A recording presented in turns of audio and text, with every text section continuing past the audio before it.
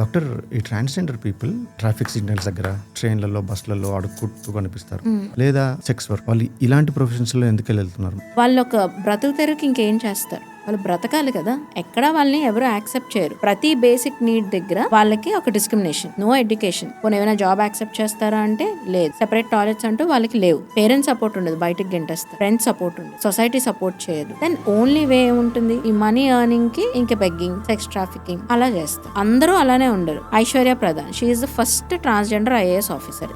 Next Shabnam Mausi, she is the first India's transgender MLA. ఇలా చాలా మంది మంచి professions, very high professions. Proportionately తక్కువ. వై? బికాస్ ఒక right path. They are nowhere less than a male or a female. Only thing is వాళ్ళ sex తో వాళ్ళకి problem, అంతే.